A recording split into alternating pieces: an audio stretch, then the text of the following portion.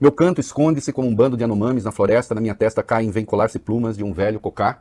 Isso estava ali entre as coisas irresolvidas do Brasil. Pra vocês terem uma ideia, a chamada terra Yanomami, ela foi legalizada, reserva, em 1992, pelo então presidente Collor, que assinou, né? A luta vinha lá de longe. No ano do impeachment, aconteceu em fevereiro. O impeachment foi no fim do ano. Aconteceu em fevereiro.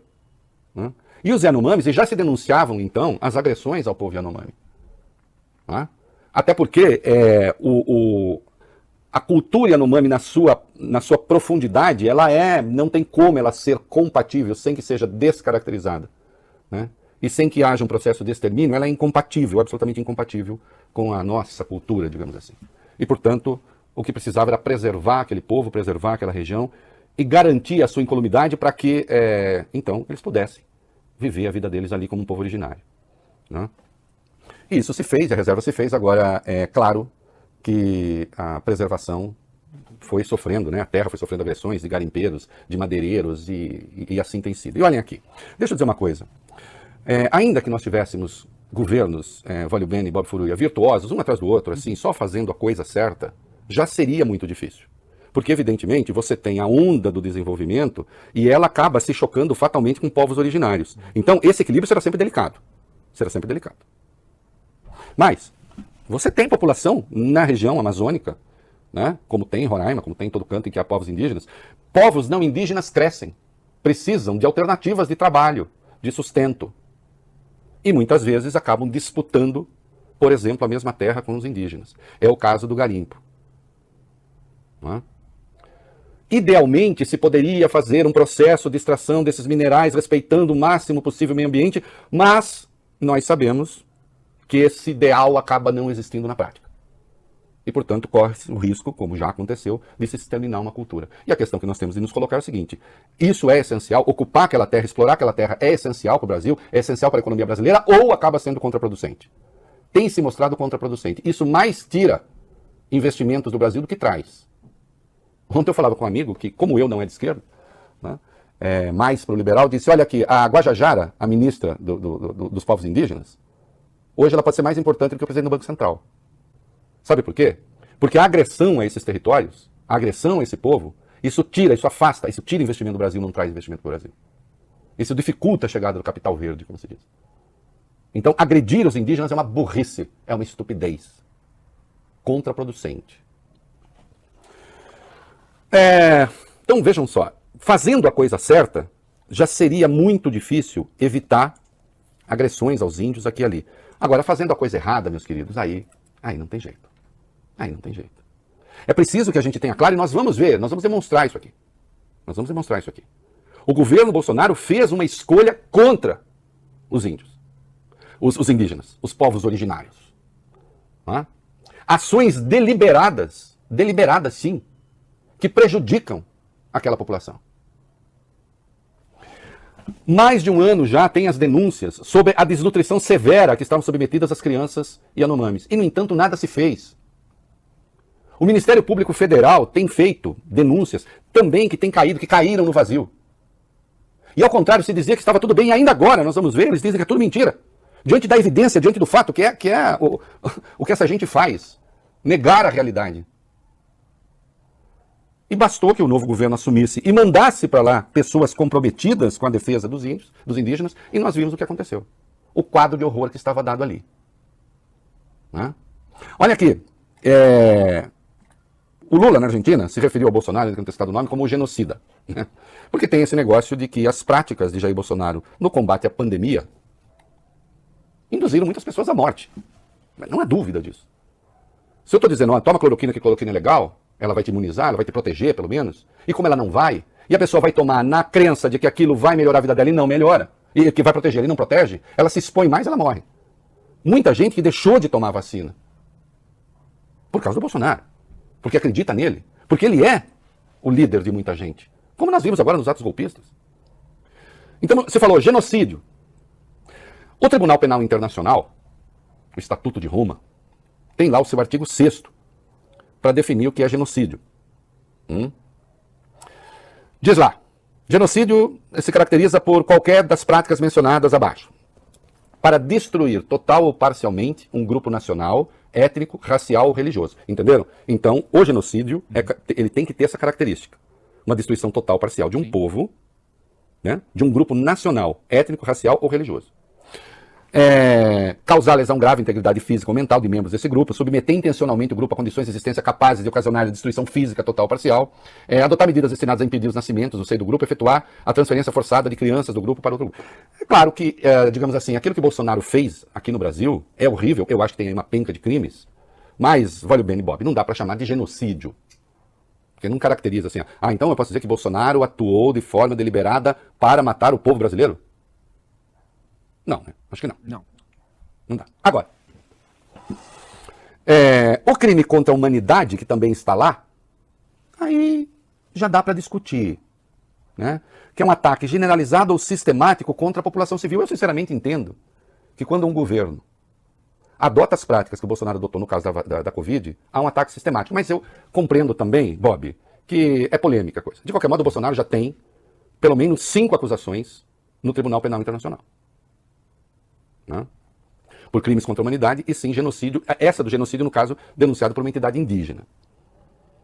Olha aqui, o que nós vamos ver, e vocês vão ver na sequência, e eu não vou lhe dar, neste momento eu estou dando uma opinião, daqui a pouco eu vou trazer fatos para vocês que embasam minha opinião. Eu acho que no caso dos Yanomamis agora, está caracterizado o genocídio. Tanto é que, segundo o nosso colega Jamil Chad, a entidade indígena apensou a sua denúncia ao Tribunal Penal Internacional os acontecimentos agora do povo Yanomami. Porque vocês vão ver, e eu gosto de botar as coisas com muita clareza, que ações tomadas pelo governo Bolsonaro não poderiam, Vólio Bene, Bob Furuia, ter outro resultado.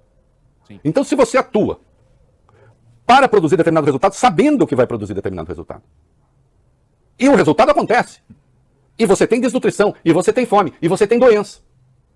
Se você nomeia para cuidar de populações indígenas quem não tem a menor condição de cuidar, porque nem experiência tem naquela área, é evidente que você vai produzir um resultado temerário. E o que nós temos aí é o resultado, eu diria, matemático dos termos da equação que o Bolsonaro montou. Ora, se eu monto uma determinada equação, se 2 mais x é igual a 4, esse x é 2. Você monta uma equação e o resultado é conhecido. Não tem como ser outra coisa nos termos dados. Entendem? Então não há nem como, entendo, dizer, justificar ignorância, alegar ignorância. Não, eu não sabia. Não, sabia. Sabia porque o resultado seria aquele. Se eu estimulo a que se ocupem terras indígenas com garimpo, eu sei o que o garimpo provoca. Especialmente do modo como o Bolsonaro fez. Porque nem se tratava de falar, nós vamos chamar a empresa tal, vamos negociar então, para que a empresa tome determinadas coisas. Não, era a defesa do garimpo, pura e simplesmente. Não é? E notem, também a trajetória dele evidencia que isso não é por acaso. Ele fez toda a campanha de 2018 tendo como um dos alvos os indígenas. E nós sabemos disso. Porque em determinadas áreas você tem uma oposição aí que envolve um pedaço do agronegócio, um pedaço. Não, eu conheço esse debate muito bem. A região, algumas regiões que tem confronto entre indígenas e agronegócio, fica essa história, vão tirar, vão acabar com a mentira, acabar com o agronegócio. Isso é uma pataquada, isso é uma besteira, isso é uma bobagem. Não é? O agronegócio de ponta não quer saber dessa conversa. Agora, ele botou os índios como alvos. E isso não não foi uma ocorrência também fortuita em 2018. Nós temos uma frase dele de 1998 dita na Câmara. Ele estava, meninos, fazendo uma homenagem, meu Deus do céu, à cavalaria americana. Veja você. Por que não? Bob Furuia, Vólio Bene, por que o Bolsonaro não faria uma homenagem à cavalaria americana na Câmara dos Deputados? E ele disse esta maravilha. Até vale uma observação nesse momento. Realmente, a cavalaria brasileira foi muito incompetente. Competente, sim, foi a cavalaria norte-americana, que dizimou seus índios no passado, pô. E hoje em dia não tem esse problema em seu país. Que é a frase do truculento. Que é a frase daquele que faz apologia da violência. Neste caso, apologia da morte, do extermínio. Então, truculento e violento ele é. Mas ele também é covarde. Porque vocês vão ver que essa frase aqui reproduz a mesma coisa que ele disse sobre o estupro, lembra? Você não merece ser estuprada porque é muito feia. Sim. Depois ele emenda, não sou estuprador. Que é para fugir do problema judicial. Se bem que nesse caso ele não conseguiu fugir, não. Aliás, vai para a primeira instância agora. Vai sair do Supremo, tem lá. Aí ele emendou, se bem, meninos, depois de dizer isso, ele disse, se bem que não prego que faça a mesma coisa com o índio brasileiro. Então assim, bem agiu a cavalaria americana, a nossa foi incompetente. Eles exterminaram os índios, a nossa não. Eles fizeram certo, nós não. Se bem que eu não defendo que faça a mesma coisa, mas como não defende? Está defendendo. Então seja por sua trajetória política, seja por suas escolhas, peço perdão por usar essa palavra, mas seja por suas escolhas intelectuais, digamos assim, e aí sim, por sua atuação como governante, como chefe de Estado, ele atuou, seu governo atuou para produzir o resultado que se vê. E produziu.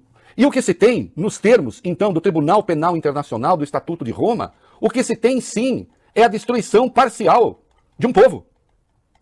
Não é? É a intenção de destruir total ou parcialmente um grupo nacional. Ou não foi isso? Ou não é isso que nós estamos assistindo? Se a acusação de genocídio, no caso da Covid, esbarra... Porque veja, a acusação de genocídio não tem a ver com o número de mortos, né? Porque se tivesse... Não. Tem a ver com a escolha feita e a razão da ação violenta. Se a questão da Covid não enquadra Bolsonaro no genocídio, isso é que estamos assistindo, é que se vê agora com o povo Yanomami. E dadas as escolhas que ele fez, como governante, aí sim, eu não tenho dúvida que é matéria para o Tribunal Penal Internacional. Que, diga-se de passagem, julga crimes de pessoas, não de Estado. De pessoas dentro dos países que podem cometer essas coisas. E, portanto, aí, nesse caso, sim. Porque é um quadro absolutamente horripilante. E aí nós estamos vendo, ele próprio foi para as redes sociais para dizer que era uma tramóia das esquerdas, ele e a sua turma, que isso tudo é uma invenção, que isso não existe, quando as imagens estão lá, as crianças estão lá, o transporte dessas crianças está sendo feito, crianças idosas, está sendo feito para hospitais para tentar tratá-las. Então, diante da evidência mais escancarada do desastre, aí vem dizer que não é bem assim. O nome disso, agora sim, desta vez sim, no que diz respeito aos Yanomamis, é genocídio.